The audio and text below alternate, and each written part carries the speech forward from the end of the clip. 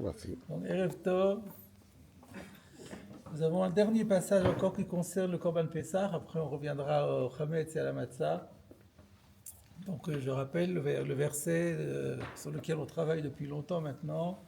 La Torah dit Al tochlu mimenu na uvashen uvushal b'mayim ki im tzli esh. On avait vu la dernière fois que parce qu'il y a écrit ki im tzli esh et ki im tzli esh, quand est-ce qu'on mange le Korban Pessah, c'est la nuit, puisqu'il est dit Vartu et Abassar Balayla Azeh. Donc automatiquement, la défense de ne pas manger le Korban grillé ou à moitié grillé ou cuit, c'est aussi le soir après la tombée de la nuit. Alors ça, c'était juste un petit rappel. Et maintenant, il nous reste une braïta. Nous reprenons donc la Gemara. Tanoura Banan, c'est 1, 2, 3, 4, 5, 6, 7, 8 lignes. 8 lignes avant le bas de la page. Donc il y a eu comme ça plusieurs braïtot qui ont été citées les unes après les autres. Et en voilà encore une, c'est la dernière je crois. Nos maîtres ont enseigné dans une braïta. Achal tzli mibeodium chayav. Ça c'est la girsa que nous avons nous. Mais Rashi et Rabbeinu Hananel et la plupart des mefarshim, ils ont une autre girsa qui est Achal kazai tzli. Donc je propose de lire comme Rashi. Achal kazai tzli mi beodium, s'il a mangé le volume d'une olive, sous-entendu de Korban Pessah évidemment, grillé, donc ça c'est bien, mais mi beodium, il l'a mangé prématurément quand il faisait encore jour, alors que la mitzvah c'est de le manger la nuit. Chayav, il est passible. Rashi, c'est l'avant-dernier Rashi de la page, mais c'est déjà sur la dernière ligne. Kazai tzli mi beodium chayav. Vous l'avez donc vous voyez, c'est là que vous voyez bien que Rashi va dire ça Kazaït. Une olive de Korban Pessah grillée mi beodium quand il fait encore jour, chayav, il est passible. Rashi dit mefareshle lekame. Parce que chayav, ça veut dire qu'on est étonné. Chayav, c'est passible de quoi? A priori, il est passible de rien. Alors Rachid dit, on va l'expliquer. Et Rachid dit les kamé, pas le kaman. Vous savez la différence entre le kaman et le kamé. Le kaman, c'est devant nous, donc c'est plus loin. Le kamé, c'est devant lui, devant qui? Devant le passage qu'on est. C'est-à-dire juste devant le passage, c'est-à-dire juste qui vient juste après. Donc juste après, Rachid nous dit, vous inquiétez pas, la Gemara elle-même, elle va expliquer de quoi on est chayav. On revient à la braïta qui nous disait, donc je le reprends depuis le début pour qu'on voit la voix complètement. Achal kazait slimbodiom chayav ou kazaitna mishechashecha chayav. Là, le vav n'est pas justifié parce que c'est une sorte de parallélisme. Non, avec une opposition, puisque pour le tzli, on a parlé de mibodium et pour le na, on parle mishechashecha. Donc c'est beaucoup plus logique de ne pas mettre le vav. Et donc, et c'est d'ailleurs ce que dit le Osve Hadar, au nom de qui déjà il dit que dans c'était un instant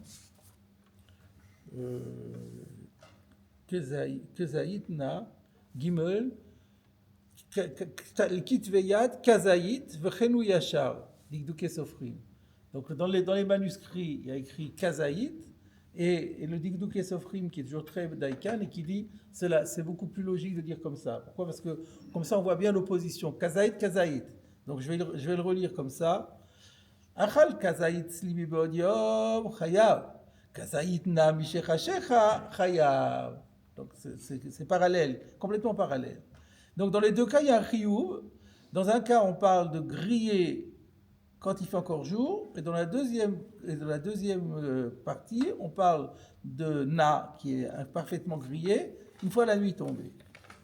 Alors la Gemara, elle dit Katani tzli dumia de na. On a enseigné tzli de manière comparable à na. Qu'est-ce que ça veut dire? C'est pas très clair, on regarde en Rashi. Katani chiyuva de tzli de mi beodium, Dumia de chiyuva de na mishechashecha. C'est-à-dire que dans les deux cas, il y a écrit chayav. Katzli mi beodiom chayav, na mishechashecha chayav. Donc le chiyuv de l'un est exactement mis en parallèle et en correspondance avec le chiyuv de l'autre. La seule chose qui change, c'est le tzli na mi beodiom mishechashecha. Mais on dit, là, c'est chayav, et ça, c'est chayav. Mashmak, c'est le même chiyuv. C'est ça ce que ça veut dire. Ça sous-entend que c'est le même chiyuv. Donc, encore une fois, dans les mots, katana tzli dumi adona, on a enseigné le chiyuv de tzli en comparaison, le comparant avec le tzli du na, avec le chiyuv du na, et donc on doit dire, mana belav, af tzli belav. Na, on sait que c'est un. Là, il n'y a pas de doute, puisqu'on parle de na mishechashecha. Ça, on l'a déjà dit avant, quand la Torah dit al tochlu mimenu na, c'est pour la nuit, puisqu'il y a écrit après kim tzliesh. Tzliesh, c'est que la nuit, donc na, c'est aussi la nuit. Donc c'est un lave avec malkout. Donc, de la même façon que na, c'est lave avec malkout, il ressort de cette braïta que tzli aussi, mi beodium, c'est aussi un lave avec malkout. Ça, c'est la Gemara qui fait c'est la Gemara qui fait ce diouk-là, qui fait le diouk-là de la présentation de la braïta. Ça, certainement, on ne peut comprendre la braïta que comme ça. Et du coup, il y a une question. La Gemara demande, Bishlamana, je comprends bien, en s'agissant de na, qui est un lave kativ, al tochlu mimenu na. Il y a le lave, il est en toutes lettres dans la Torah. Et la tzli minalan. Mais d'où sortirait le lave de tzli? Dirtiv. Alors là, c'est un autre pasouk. Ce pasouk-là, on peut pas le dire, puisque le pasouk, il dit kim tzliesh. Et donc, il ne parle pas du tout de mibodium. Mais c'est l'autre pasouk, on a vu qu'il y avait deux psukim. Vachlou et abassar, balayla azé. On mangera la viande la nuit. Balayla in. Bayom lo. Puisqu'on dit vous mangerez la viande du Korban Pessar la nuit, ça sous-entend, mais pas le jour. C'est pas un lave. Mais la Gemara demande Aïlav Abba Mikla la où? Ça, c'est une défense qui se déduit d'un commandement positif. Tu le mangeras la nuit, et donc sous-entendu, tu n'auras pas le droit de le manger le jour. Mais on a une règle Kol lav Abba Mikla la assez, un lave qui ne figure pas dans la Torah sous forme de négation, mais se déduit d'une affirmation, d'un commandement positif, alors c'est sa valeur de commandement positif et ça n'a pas un digne de lave. Et l'implication, alors dans les deux c'est interdit par la Torah, c'est vrai. Et c'est d'ailleurs là on retrouve ce qu'on avait vu dans la Gemara précédente. La Gemara précédente, on avait vu que Rashi avait fait le diouk, puisqu'il y a écrit Balaïla Azé, ça veut dire que Bayom, on n'a pas le droit. Mais on s'était demandé d'où Rashi se permet de faire une dracha. J'avais dit, on le verra plus tard, voilà, on y est. Donc là, c'est me fourrage. Mais donc il y a un Issour d'Oraïta, mais il ne peut pas y avoir Malkout. Malkout, c'est quand c'est un lave. Et là, c'est un lave, Abba Mikla Lassé, c'est assez. Je marque une petite pause ici, parce que le Sfatemet pose une très bonne question, comme toujours. Il pose une question qui est très forte et qui dit mais c'est même pas un lave Abba Mikla Lassé ici. Là, parce que qu'est-ce qu'elle dit là? Comment je peux comprendre le verset qui me dit Vachlou et tabassar balayla azé tzliesh ou matzot al merorim yoklou.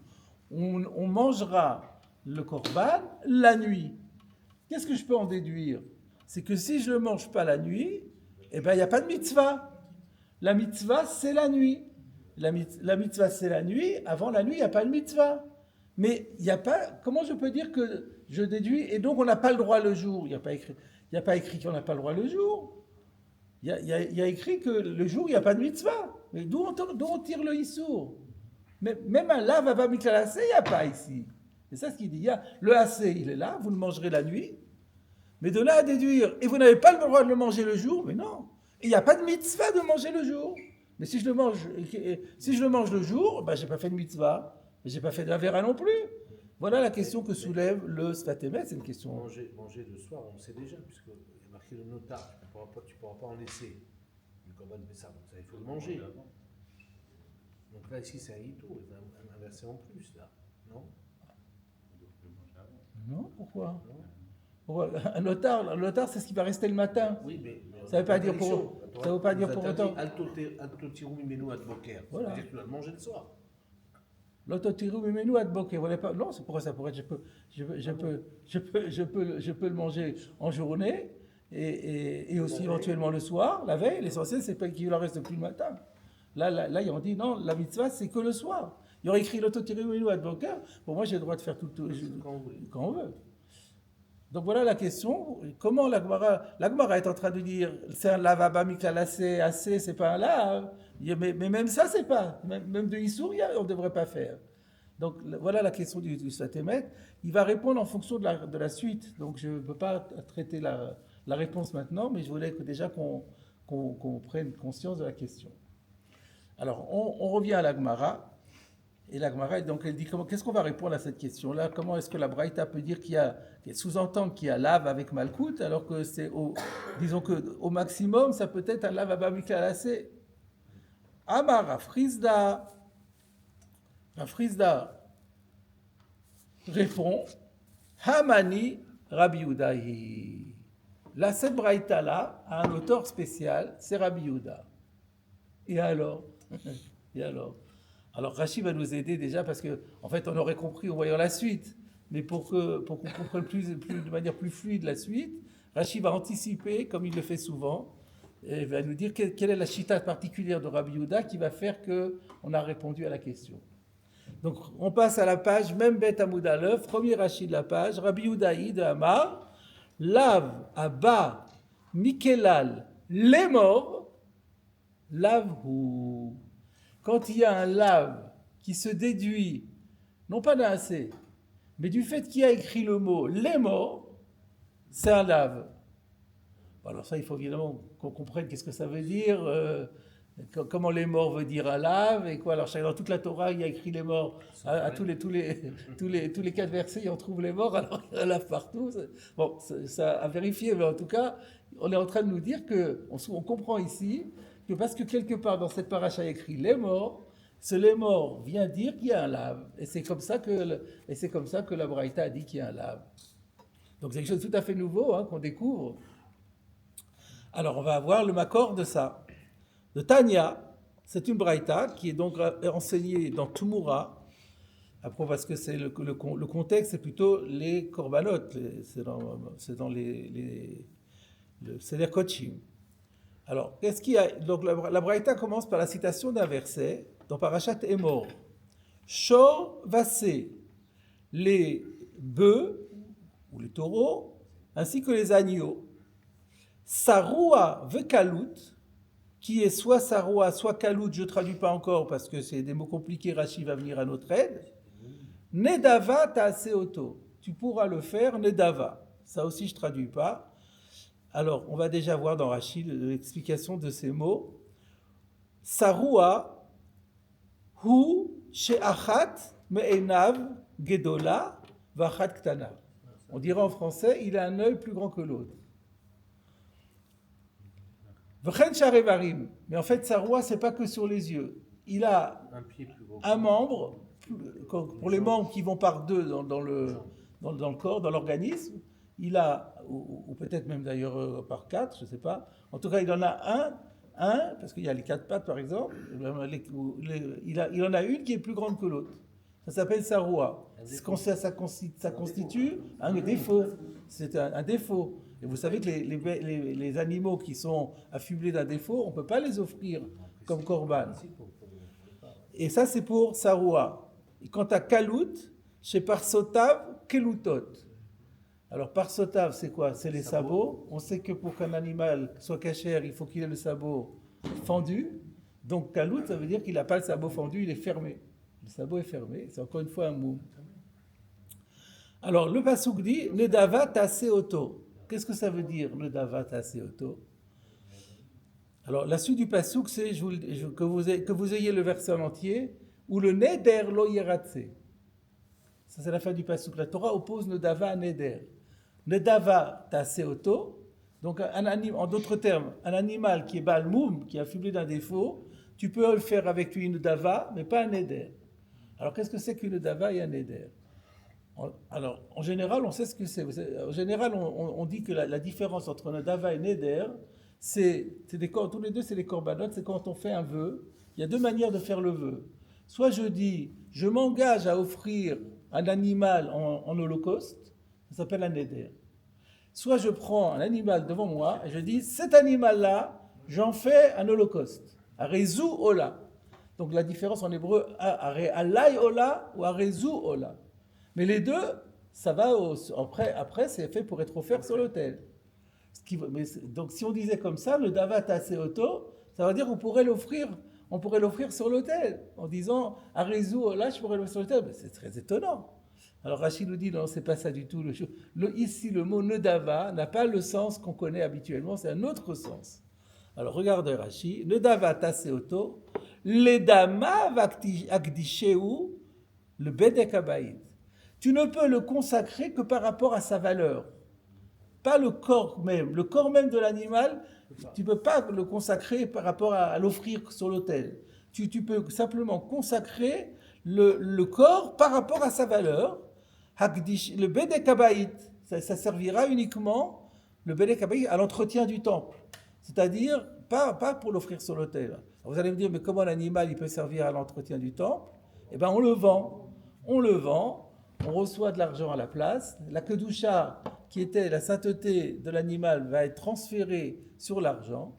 Et avec l'argent, on va acheter le matériel nécessaire, la peinture, les clous, tout ce qui est nécessaire pour l'entretien du temple. C'est-à-dire que si je n'avais pas eu le passou, j'aurais pensé que parce qu'il a le moum, il a ce moum, je ne peux même pas l'offrir pour... Peut-être, oui, peut-être. Ou j'aurais pu même penser que je peux même l'offrir sur l'autel, j'en sais rien. C'est pour ça que c'est là que la Torah me dit. Alors, on termine dans Rashi.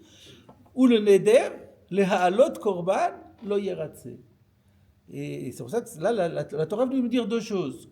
Donc, c'est là qu'elle est en train de me dire, qu'est-ce que je fais d'un Baal Moum finalement? Alors, un Baal Moum ne peut pas monter sur l'autel, le neder lo yeratse. Et par contre, même si c'est en tant que neder, même si c'est en tant que vœu, on ne peut pas. Par contre, ce qu'on pourra, c'est le sanctifier, le consacrer pour le bedek habayit. On aurait pu penser qu'on n'a pas le droit non plus. Donc là, c'est qu'il l'a consacré, il est devenu balou ou il était Non, à l'origine. On a un shor versé sarwa avekot, il n'a encore rien. Alors, nedavat akdisheu, donc il n'est pas encore kadosh. Voilà. Je termine dans Rashi.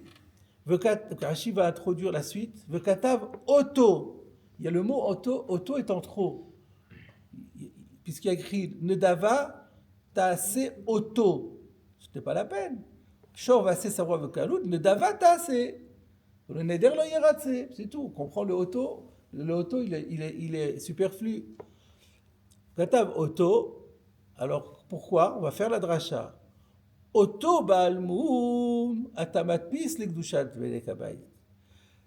Soit cet animal dont on parle, lui, Oto, lui, qui est Baal Moum, porteur d'un défaut, Atamatpis Lekdushat Bedek Habayit, celui-là tu peux le consacrer pour la sainteté concernant l'entretien du temple. Ve'en atamatpis temimim, hareouyin le misbeach le bedek habayit. Mais par contre, si c'est un animal sans défaut que tu veux consacrer, tu peux le consacrer, mais uniquement pour l'offrir sur l'autel. On n'offre pas un animal qui sans défaut uniquement pour sa valeur par rapport à l'entretien du temple.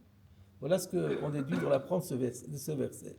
Donc on revient à la Braïta, Tanya, donc Shorvase Sarwa Vekalu de Davata, c'est Oto Atamatpis, le Bedek Habayit, Matpis, donc ça veut dire imprimer la sainteté, consacrer.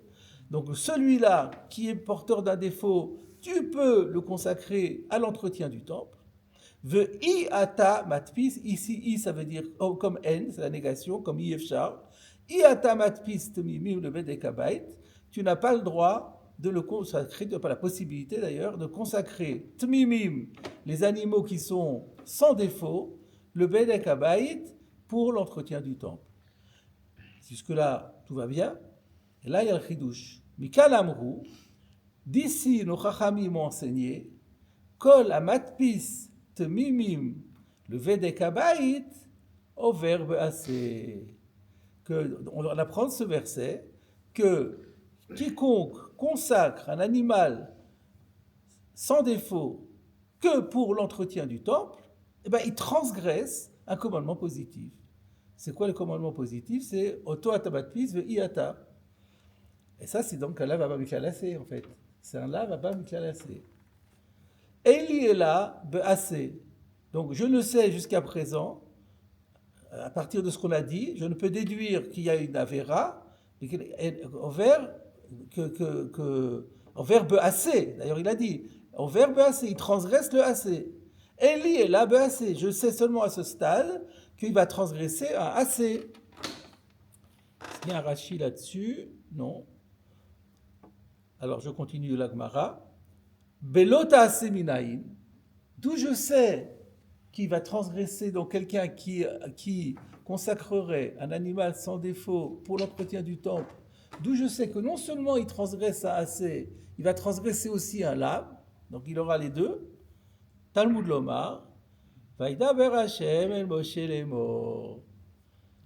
Il y a écrit en introduction, alors c'est juste avant, le passouk qu'on a cité dans Emor, c'était Perek Kaf Bet, passouk Kaf Gimel, et Vaidaber Hashem Moshe lemor, c'est le début de la paracha, c'est le passouk Yud Zayin, donc c'est 5 versets avant, mais c'est le début de la paracha. L'introduction de ce paragraphe, c'est par Vaidaber Hashem el Moshe lemor. Rashi c'est ce que Rashi nous dit d'ailleurs. Regardez Rashi. Bitrila ta paracha ktiv. C'est écrit au début de la paracha. Et donc, parce qu'il y a écrit Vaidaber Hashem el Moshe lemor au début de la paracha, de là je déduis qu'il y a un lave. Alors on est un peu déconcerté.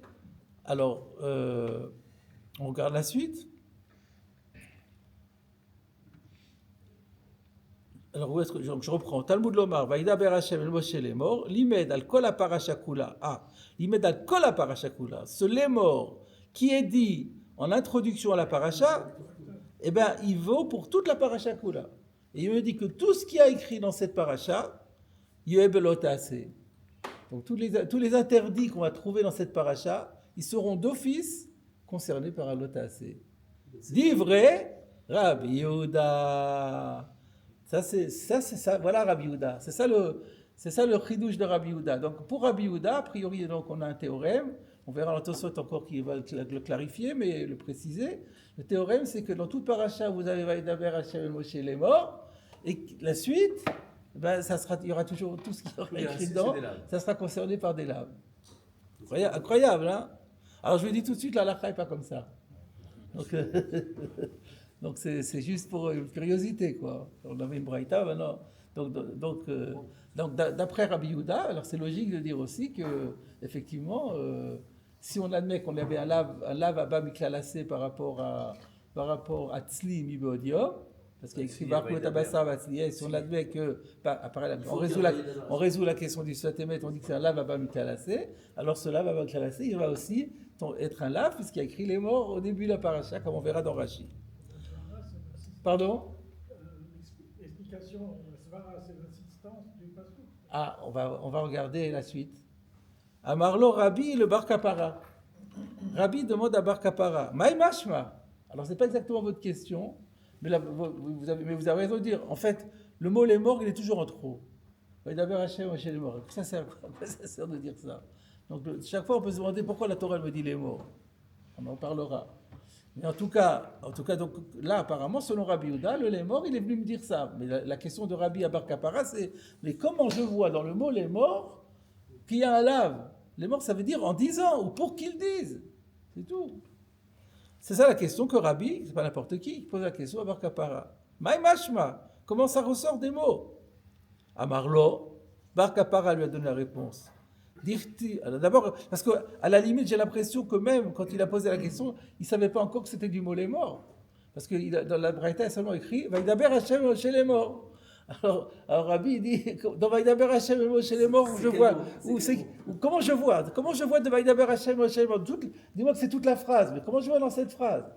Alors c'est pour ça qu'il lui dit Dirtiv les morts. Donc ça prouve qu'il n'avait pas encore compris que c'était sur le mot les morts. En tout cas, il confirme, bien sûr. Alors, si Rabbi avait posé sa question, comment je vois du mot les morts, ça n'aurait pas de sens de dire il a écrit les morts. Donc ça prouve que la question n'était pas comme ça. Alors, dirtiv, les morts, lo ne'emar badvarim. La négation est dite dans ces paroles. Lo ne'emar badvarim. Rashi, notarikon, les morts. Notarikon, ça veut dire, c'est une contraction, c'est un abrégé. C'est pas tout à fait un acronyme. Lo ne'emar, il y a 3 mots. Lo ne'emar badvarim. Lo, la négation, ne'emar, est dite badvarim dans les propos qui vont suivre. Vous contractez tout ça, lo ne'emar, ça donne les mots. C'est un notarikon. Notarikon, c'est pas, il n'y a pas une règle, c'est juste une contraction. Dans les contractions, il n'y a pas de règle. Bien clair. Ouais, c'est ça. Les morts, on retrouve. Alors c'est vrai qu'on retrouve dans les morts, on retrouve l'eau. On retrouve l'eau et Nehemar. Et le Aleph, il sert 2 fois.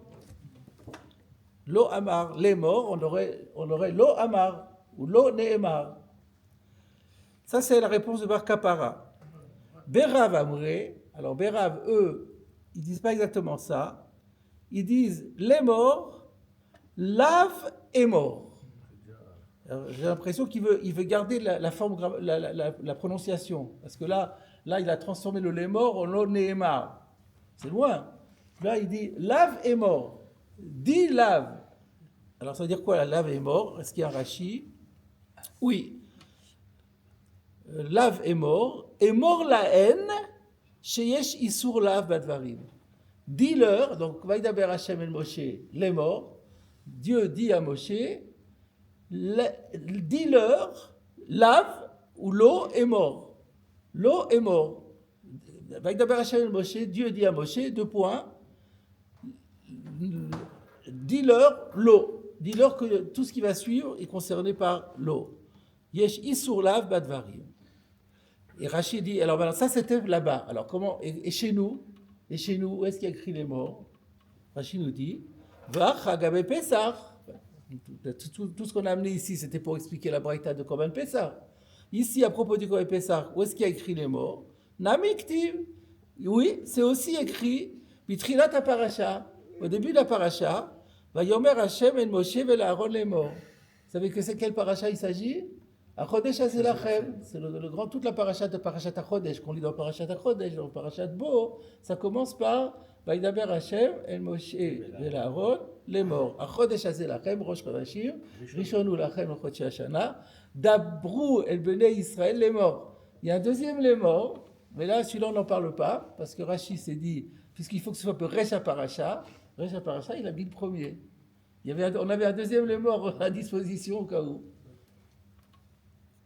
Voilà, lave est mort.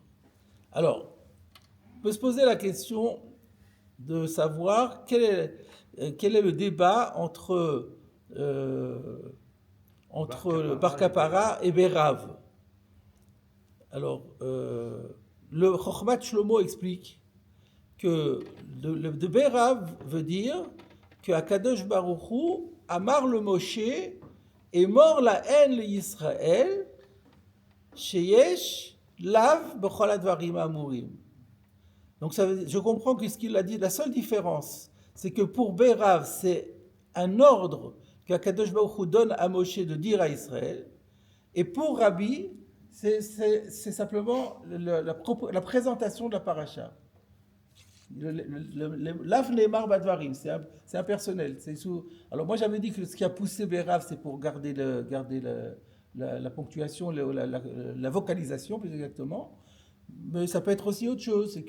C'est que selon Bar Kapara, c'est quelque chose qui rentre pas dans Vaïdaber Hashem el Moshe. C'est pas lié à Vaïdaber Hashem el Moshe. C'est une introduction à la paracha pour dire voilà, on présente la paracha qui vient. Elle est placée sous le signe du lot. Et d'après Bar Kapara, non, c'est pas ça. C'est Dieu dit à Moshe, dis-leur bien que, à part le texte que tu vas leur dire, il y a un lot qui est sous-entendu partout. Des fois, il n'y a pas des occurrences où il n'y a que des lavim, justement, dans une paracha qui est entre eux. Donc là, on va dire, d'après le premier, c'est pas vraiment ça la question.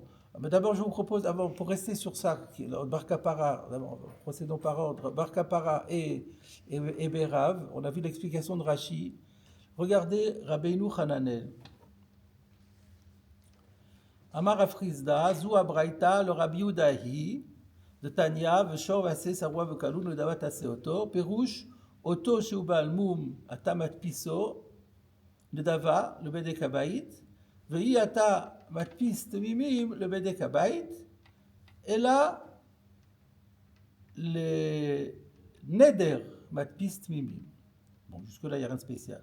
Mikan Amrou, Kol Amatpis Temimim, le Bedek Habayit, Over Be'ase, de là va bas, Miklalase Asehu, Ve'en li ela Be'ase, Belot Ase Minayin, Talmud Lomar, Ve'daber Hashem, Moshe les morts, Limed à la paracha Kula, Shei Belav, d'Ivre Abuda. Donc là encore, c'est juste reproduction de la Gemara.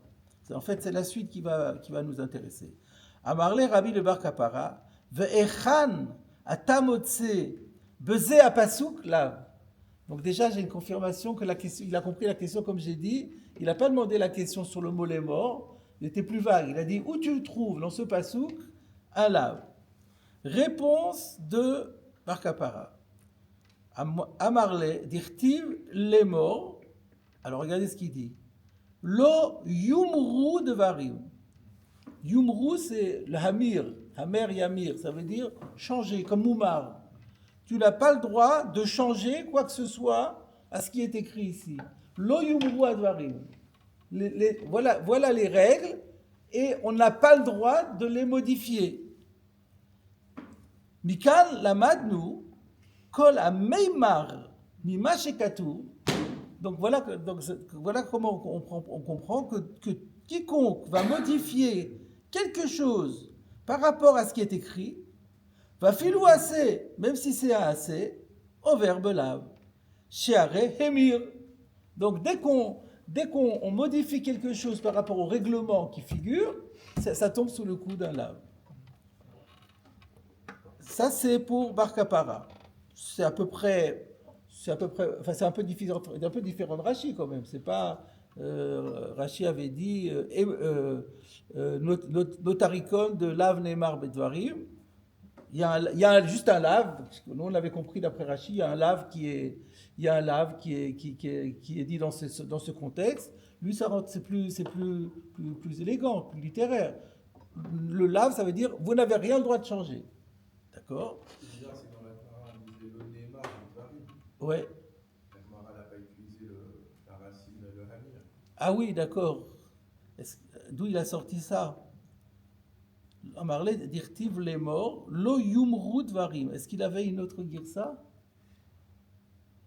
C'est vrai, d'où il sort. Nous on a lo neymar badvarim, et lui il a dit lo yumru dvarim. C'est vrai qu'on a l'impression qu'il avait une autre girsa, parce que c'est vrai que yumru et les morts, ça c'est proche, et que ça serait un notarikon. Donc c'est une bonne remarque ça, effectivement. Donc on peut supposer qu'il avait une autre girsa. Maintenant, ce que je voulais voir, c'était surtout le deuxième. De Berav Amré, Ken Parcho. De Berav dit, non, c'est comme ça qu'il faut l'expliquer. Les morts, Lo Amar, Klomar. Alors là, regardez ce qu'il dit. Vous êtes assis, hein? Vous êtes tous assis, ça va. Al Kol Mitzvah, Sheba Torah, Gazar Aleen Belav. Klomar, Lo Amar, Al Kol Mitzvah Sheba Torah, Gazar Aleen Belav. Toutes les mitzvahs de la Torah, il y a un lave. C'est incroyable ça. Je n'ai pas bien compris d'où il a sorti ça. Klomar, il reconnaît que ce n'est pas écrit dans les mots. Ça veut dire que toutes les mitzvahs de la Torah, il y a un lave. Le Aleph, il est confondu. Dans le lait mort, oui. L'eau amar. D'accord. Ça, on l'a. D'où on voit que c'est toute la Torah Kula. Voilà, d'où il a sorti toute la Torah Kula. Kol mitzvah sheba Torah, Gazar Aleen Belav. Parce qu'il y a écrit les morts partout. Parce qu'il y a écrit pratiquement partout. Ce qui veut dire, donc Al-Kol sheba Torah, c'est peut-être pas à 100%, mais ça veut dire dans 90% de la Torah où il y a écrit les morts, et ben toutes les mitzvot qui sont englobées là-dedans, il y aura un lave. Alors on va tout de suite faire Tosfot à ce sujet pour voir que Tosfot n'est pas tout à fait d'accord. Celles qui sont dans le Varim, par exemple dans Kitetse, elles sont pas introduites par un. il n'y a pas les morts. Il y a toujours les morts. Vaïtranan, même dans Vaïtranan. C'est Moshe qui raconte, et il dit Vaïtranan, Vaïtaï, est mort. Donc c'est possible qu'il y ait des morts aussi, à vérifier. Et s'il n'y a pas, alors il n'y aura pas. Oui, mais que du coup là. Ah oui, ce que vous avez dit, c'est à peu près tout à À fait. peu près, ouais. Alors, Tosfot. Les morts, l'imed al kol parasha shei belav. C'était ça, c'était le premier. Non, c'était même pas le premier, c'était les propos de Rabbi Yehuda. Sauf que nous, on a shei belotase, lui, il a shei belav. Ok, donc ça va sur Rabbi Yehuda.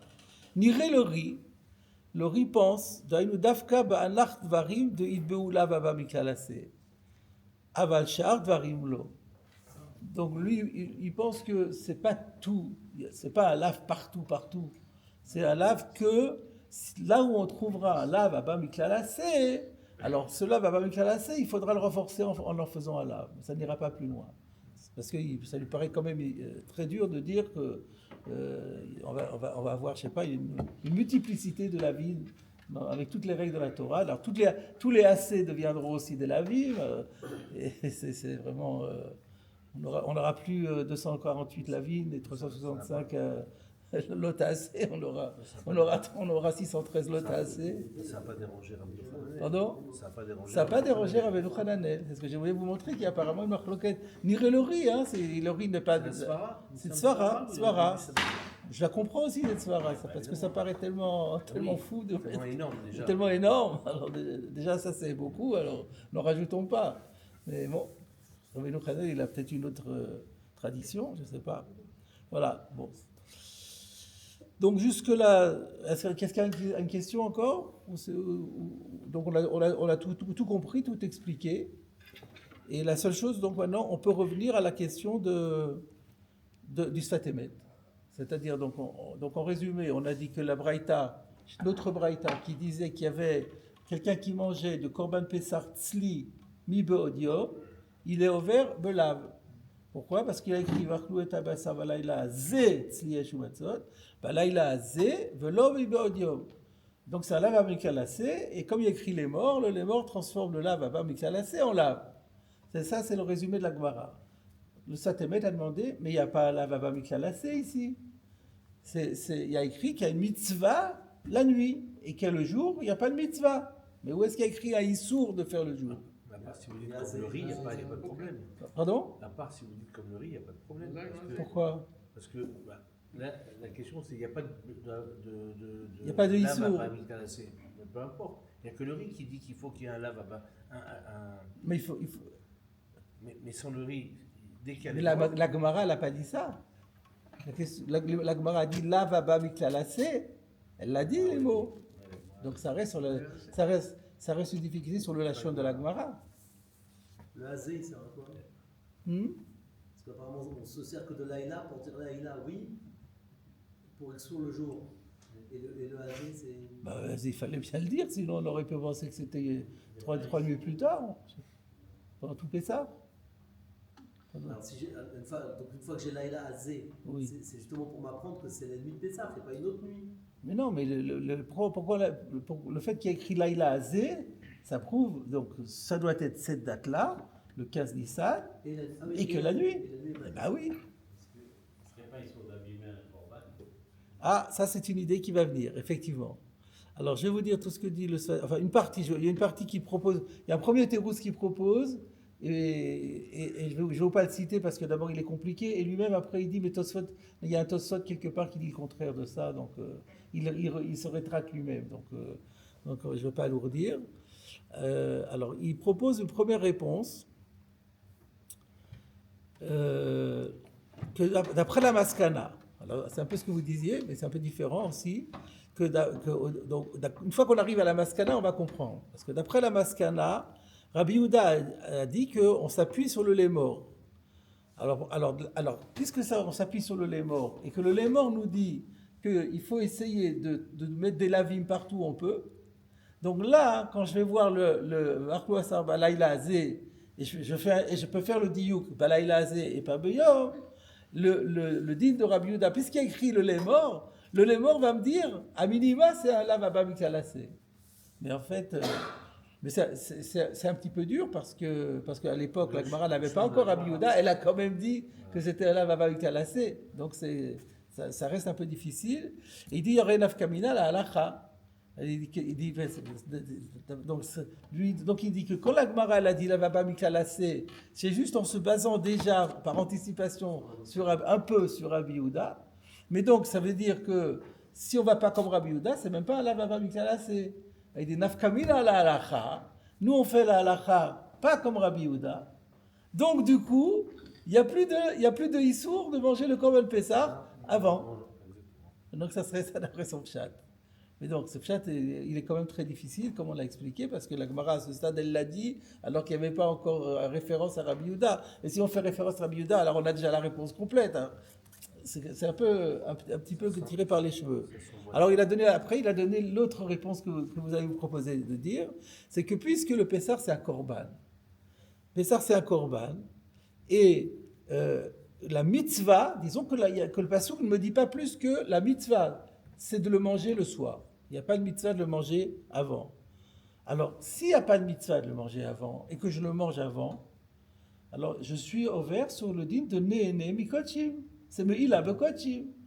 Alors, c'est pas qu'on abîme le korban, que vous disiez, mais on n'a pas le droit.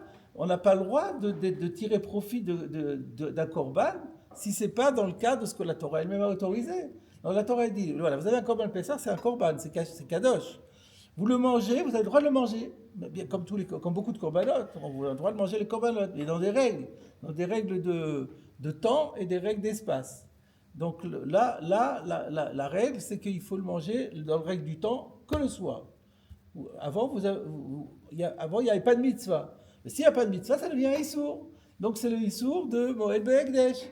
Et sur ce issour de Moed, il y aura le fait que la Torah me dit que c'est un korban, c'est un assez. Et de ce assez, je tire donc automatiquement, le lémor va me dire il y a un lave là-dessus. Donc ça, je pense que c'est un teroutz qui est beaucoup plus satisfaisant. Et je crois, même sans le lémor, ce Issour Meïla, il existe par lui-même. La Torah me dit qu'il y a Issour Meïla. Mais tu n'as pas le lave. Il n'y aurait pas de lave. Oui, il y a le issour. Il y a issour. Il n'y a pas le lave. Là, tu as un coût. Ouais. Exactement. Je n'ai pas le accord, mais je suppose qu'il y a un passou dans la Torah qui donne ce Issour de Meïla en disant que c'est un lave. Enfin, lui, il n'envoie pas le terme. Il dit avec Kene Nemikochim. Alors, je ne sais pas si c'est vraiment le statut de Moël Be'ekdesh. Néné, c'est sûr ça s'appelle Néné. Et Néné, c'est sûr qu'il y a un Issour, mais c'est pas Issour. Il n'y a peut-être pas un Issour lave. Il n'y a peut-être pas un lave. Je ne sais pas. Voilà.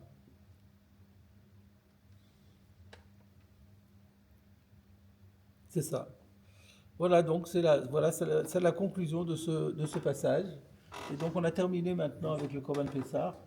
Et on va revenir à la Mishnah. Juste sur le verset, quand il est marqué Nedavat à assez Oto, Oui. Oto à Tamatfis les Bedek Abaïd, Veillé à Tamatfis Tmimim les Bedek Abaïd. D'où la Gemara a appris que, bon, à part le fait de changer le Nedava classique, mais qu'on va parler que de Bedek Abaïd. Voilà, d'où ça sort ça? Cette rachat, elle s'appuie sur quoi? En verset, on ne voit rien. Il est marqué Nedava, tu peux faire, et pas Neder. Alors le Pashtout, c'était comme vous avez dit, le Nedava, Neder, un c'est Allah et l'autre c'est sur l'animal. Je ne suis même pas sûr que ce soit dans l'Ishna de Kra, que ce chilou entre Neder et Nedava, c'est dans la Gemara. Oui. Je ne suis pas sûr qu'il y ait un mot dans la Torah. Oui, mais c'est comme ça qu'on l'avait. Mais là ici, on change. Les Damav, Rachid dit. Oui, parce que c'est. Et d'où on sait que c'est pour les Bédek Kabaïd. Peut-être c'était. Alors, ça serait quoi le Dava? Le Nedava, on n'a pas dit, tu peux faire le Nedava, même les Damav, mais pour le Midbéar, pourquoi pas? Non, parce que c'est pas Mistaber. Animal impur, il y a aussi. Pardon? Il faut faire un animal impur aussi. C'est rapace au Midbéar, mais c'est repris de Kabaïd. Un cheval. Animal impur. Si vous faites un cheval ou un âne. Oui, ça c'est sûr qu'on peut. Oui, c'est la même chose. Comme tout ce qui monte pas sur le Midbéar, ça passe automatiquement. Et en quoi ça répond à la question? J'ai pas compris. Alors, la question c'est d'où la Gemara, d'où la Braïta prend que Nedava a ce sens de Bedek Abaït et que Neder ça a le sens de Korban. Peut-être que. Alors, quel chilou vous vouliez faire? Quel autre chilou? Il faut qu'il y ait une logique. Ouais, moi, je pense que la logique. ça peut être la tradition. D'abord, ça va être une tradition, que c'est ça le sens du mot, parce que il y a beaucoup de choses, beaucoup de drachot qui se font par tradition. Comme d'autres psukim parlent du monde qui ne peut pas être. Et là, en plus, on est dans le contexte où on dit que les moums, on n'a pas le droit de les offrir. Donc, Ça paraît pas, ça paraît pas shoot que c'est ça, ouais. C'est d'Atrazal, ouais. Voilà. Alors, on est arrivé à l'intertitre Metashmisho Shel Nartum. Donc là, comme d'habitude, ça c'est un intertitre, ça se rapporte à la Mishnah. C'est la fin de la Mishnah qu'on avait étudiée. Donc comme d'habitude, au niveau méthodologie, avant d'aller plus loin, il faut se remémorer ce que disait la Mishnah et voir s'il y avait un commentaire de Rashi. Donc la Mishnah, elle était d'Afmem Amoudbet. C'est cette Mishnah qui a parlé entre autres du Korban Pessah. Elle disait El Mevashlin est à Pessah, etc. C'est comme ça qu'on a été amené de parler si longuement du Korban Pessah. Et la dernière phrase, alors c'était quoi? La dernière phrase c'est Me tashmisho shel nartum. L'eau qui a servi au boulanger, le boulanger c'est celui qui fabrique les matzot ici, hein. On est à Pessah. Yishaferu, il faut les jeter à l'égout. Mipnei she'en machmitzin, parce que eux ils risquent de fermenter. Enfin eux, c'est en français c'est l'eau. Parce qu'en hébreu, l'eau c'est pluriel, mais en français c'est singulier. Donc l'eau qui a servi au boulanger, il faut la déverser parce qu'elle risque de fermenter. Alors, c'est quoi cette histoire de l'eau qui servait au boulanger? Alors, regardez Rashi. Shemetzanen bo yadav, besha'a shehu orech, ou mekatef et amatza. Donc, le nartom, il utilisait cette eau pour se rafraîchir les mains. Donc on comprend que le manipulateur de la pâte pour fabriquer les matzot, il faut qu'il ait les mains froides. Parce que si ses mains deviennent chaudes, on a vu déjà que la chaleur est un facteur de fermentation. Et donc ça risque de faire fermenter nos matzot. Donc ils avaient un petit bassin dans lequel ils trempaient les mains périodiquement pour se rafraîchir les mains. Donc c'est ça que Rashi nous dit, que encore une fois, Metzanen boyadav, le nartom rafraîchit avec ses mains. À quel moment? Besha'a shehu orer, au moment où il dispose la pâte, sous-entendu dans le moule, ou mekatef et amatza, et que il. Alors mekatef, on avait vu déjà ce que ça veut dire tar panea la char arichata, parce qu'on avait l'habitude d'enduire de quelque chose la pâte, et donc à ce moment-là il faut qu'il a les mains chaudes parce qu'il a travaillé la pâte, et donc avant de remanipuler la pâte sans faire de gros mouvements, parce que on avait vu que tant qu'il manipule très fortement la pâte, elle ne peut pas fermenter. Mais quand elle est au repos, c'est là qu'elle peut fermenter. Donc là, elle est à la moitié au repos. Là, on est juste en train de l'installer, on est en train de mettre de l'enrobage par-dessus. Donc là, c'est au repos. Si en plus je fais ça avec des mains chaudes, alors là, ça accélère encore la fermentation. Donc avant ça, il faut que je trempe mes mains dans l'eau. Et là-dessus, cette eau-là, après, quand on a fini son travail, il faut la jeter. Pourquoi? Parce qu'elle contient de la farine. Elle contient de la pâte, parce que c'était des mains sales qu'il a mis dans. C'était des mains pleines de pâte qu'il a mis dans l'eau. Donc il y a de l'eau, il y a de la pâte. Si on laisse comme ça va fermenter. Donc il faut la déverser et s'en débarrasser.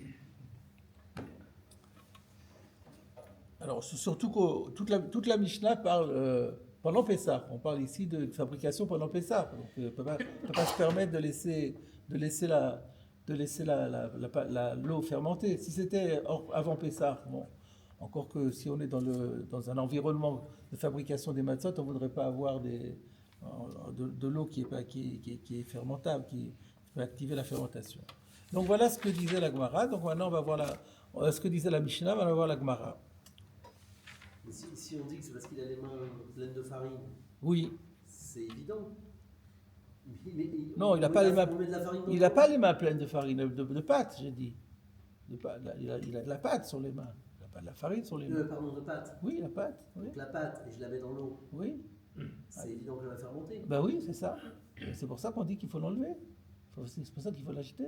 Oui, donc il n'y a pas de tridouche particulier.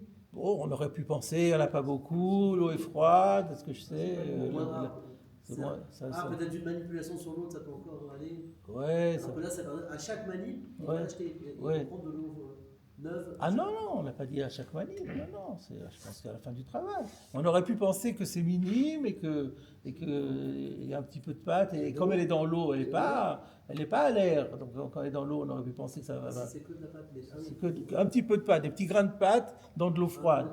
Parce que pour moi, ce n'était pas une évidence que ça va fermenter. Alors, on continue. Alors, simplement, je signale quand même. Non, mais on va d'abord. Je reviendrai dessus après. On va voir la Gemara d'abord. Tani Chada. Il y a une braïta qui enseigne.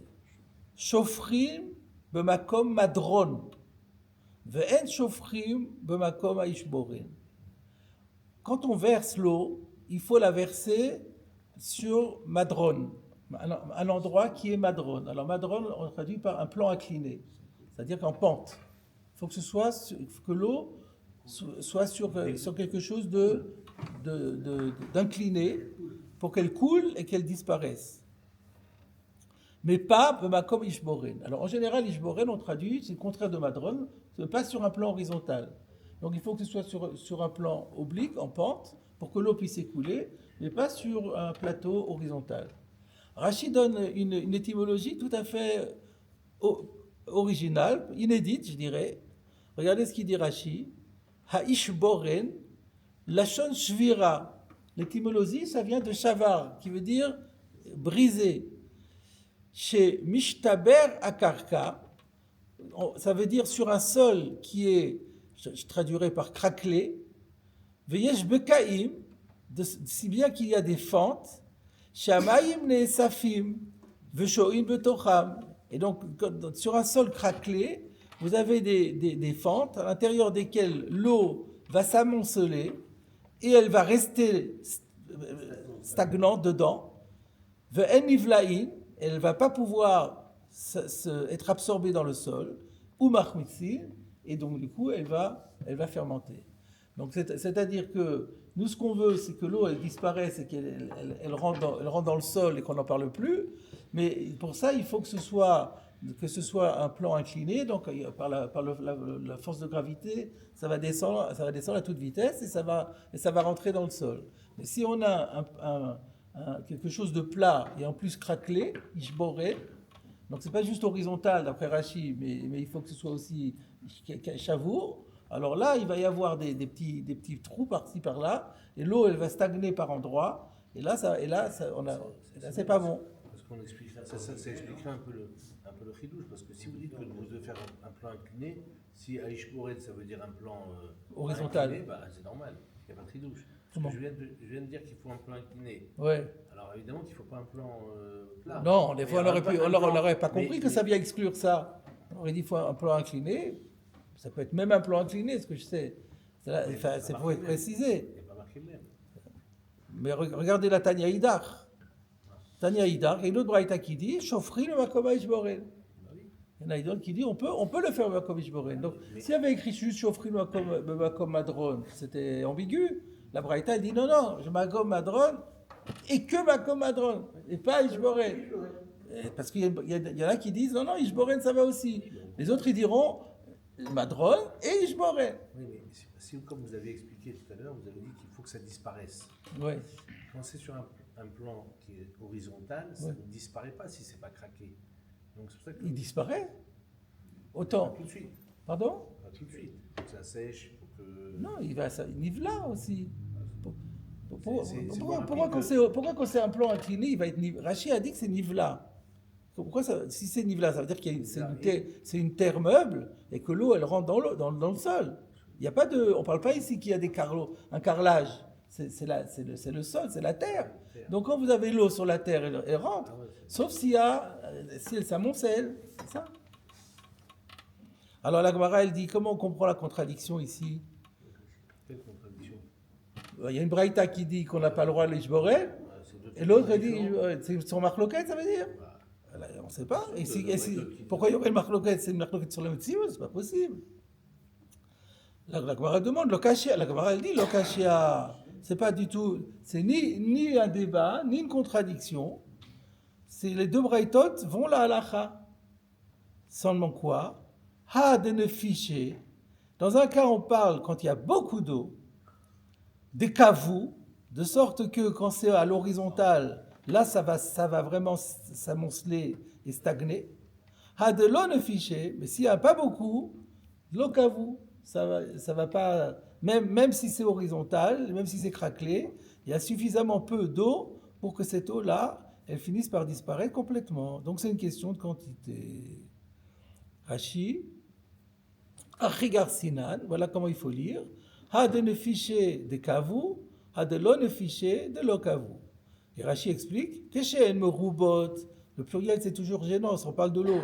Lorsque l'eau est en grande quantité, hen nikvot el makom echad, elle va s'amonceler dans un seul endroit.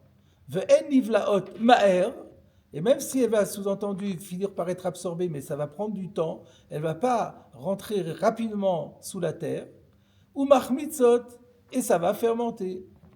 Ou que chez el muatot, à contrario, lorsqu'il n'y en a pas beaucoup, là, l'okavu, ça ne pose pas de problème. Est-ce qu'il y a la conversion? Je ne sais pas. Je ne sais pas. En tout cas, c'est la même version que nous, n'est-ce pas? Alors, ce que je vous propose de voir, c'est le rif. Regardez le rif. Donc, la conclusion est simple. Il y a deux braïtot, elles se complètent l'une l'autre. Il y a des cas où on peut faire bashboren, il y a des cas où on ne peut pas faire bashboren, ça dépend de la quantité d'eau. Regardez le rif. Le rif va nous surprendre.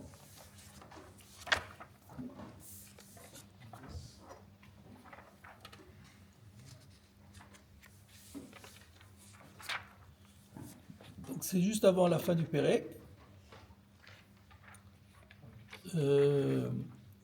Donc c'est juste après. Vous avez la Gemara et deux lignes en dessous, vous avez Meitash Mishosh el Lartov, c'est l'intertitre. Tanya, Shofran b'makom adron, ve'en Shofran b'makom ha'ishboren. C'est-à-dire, il ramène la première braïta et il fait l'impasse sur la deuxième braïta. Comment il peut aller contre la Gemara? C'est incroyable. Regardez le Ran. Regardez le Ran. Il va le répondre facilement. Meitash Mishosh el Lartov, d'abord comme Rashi, Maïm Sheu Metzanen Ba'em et Yadav Vesha Sheu Orer Vekotef et Amatza. ואינו שופכן במקום הישבורן, מקום שהמים מתכנסים בו, ששועין שם ומחמיצין. Il ne faut pas que l'endroit où הישבורן, ça serait un endroit où l'eau s'amasse, s'agglutine, et qu'elle reste là-bas, et ça va fermenter.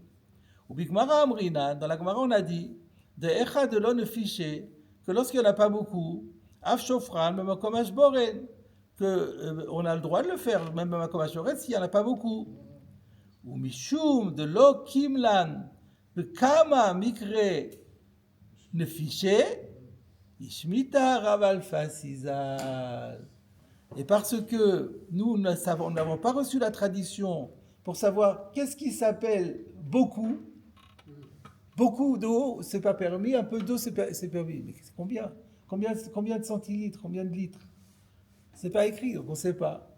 Donc cette halakha est inapplicable. Donc on doit interdire toujours. Voilà, tout simplement. Le Rambam ne le précise pas non plus. Il dit qu'on ne doit pas faire d'Ashboren. Et alors le Roche, si vous voulez, on arrive juste à la fin du cours. On va jeter un coup d'œil dans le Roche. Le Roche dit la même chose, je crois. Donc il ramène la Gemara, lui. Alors, il ramène le rif comme d'habitude, et puis après, il lui rajoute la Gemara. Tanya idar, shofran makom eshboren, lo kashia, de ne fiche vekavu, de lo ne fiche velokavu, raval fasza lo evi, et la braita kamaita, mishum de lo bekiin maou ne fiche. Donc, le Roche dit exactement la même chose que le Rav, c'est que le rif n'a pas cité il n'a cité que la première braïta et pas la deuxième, parce que nous, on ne sait pas ce que c'est le fichier. Et donc, on ne peut pas appliquer la règle. Dans le Shulchan Aruch, il ramène ce din-là, exactement, qu'on n'a pas le droit de mettre de Hashboren, on peut mettre seulement Bemadron. Mais la seule chose qu'il rajoute, c'est qu'on parle uniquement d'une fabrication qui se fait pendant Pessah. Et nous, on n'a pas vu ça. Alors, le Makor, c'est dans le Bet Yosef. Dans le Bet Yosef dit, ou Pachout, c'est évident qu'on ne parle que pendant Pessah. Parce que si c'est avant Pessah, qu'importe que ça fermente ou que ça ne fermente pas. Le Taz dit, mais non, c'est important. Parce que ça va fermenter dans sa cour. Il le jette chez lui dans sa cour. Il va avoir du khametz dans sa cour. Et Pessah va arriver. Et les gens vont prendre, les gens vont être nénés. Ou il va posséder du khametz. Alors, il y a plusieurs possibilités de dire qu'est-ce que le Bet Yosef voulait dire. Premièrement, il y aura les corbeaux qui vont peut-être passer, même si ça reste, ils auront le temps d'ici l'arrivée de Pessah de tout manger. Ça, c'est un. On a le droit de compter les khatrila sur ça? Non, alors justement, c'est peut-être que le Rif pense que, de qui on parle ici, le Shulchan Aruch ou le Bet Yosef pense que oui, et le Taz pense que non. Il y a encore une autre solution, c'est que de toute façon, il a fait Efker, donc il n'est pas ouvert sur Balirae. Mais seulement la question est, mais est-ce qu'on peut faire Efker dans son Khatser? Est-ce que ça s'appelle Efker alors qu'il le fait dans son Khatser? Donc il y a plein d'incertitudes comme ça. Le Mishnah Berurah, il ramène tout ça, qu'il y a ça, et ensuite il dit, et en plus quand c'est Pessah, même si on est parce qu'on peut dire aussi, même à Pessah, je suis mafkir, donc ça ne m'appartient pas. Donc après, ça peu importe ce qui arrive, je ne serai pas ouvert. Puisque quand c'était pas encore Chametz, au début c'était pas Chametz, avec le temps ça va devenir Chametz. Donc avant que ce soit Chametz, je suis mafkir. Il dit non, mais une fois que Pessah est arrivé, on n'a pas le droit de prendre le risque que quelque chose qui nous a appartenu devienne Chametz. Donc voilà, donc le débat est là. Donc le Shulchan Aruch lui dit, il est Mekil, il est passé qui dit que c'est seulement, et puis le Taz, et le Bach et le Taz, eux ils disent que non, et puis mais il y a le Magen Avraham et le Chok Yaakov, ils disent que non, on peut valider quand même le Mechaber. Enfin voilà, ça c'est une petite problématique. Hein? Quand c'est avant Pessah, il peut faire le bitoul. Il peut faire le bitoul, même si c'est dans son. Quand c'est bitou, c'est quand c'est chez nous, on a vu. Mais il l'a vu. Non, là il l'a vu. Il vient de mettre par terre. C'est ça, on ne peut pas faire bitoul. On n'a pas vu. On est mevatel, même ce qu'on a vu et ce qu'on n'a pas vu au dernier moment. On peut le faire encore, ouais.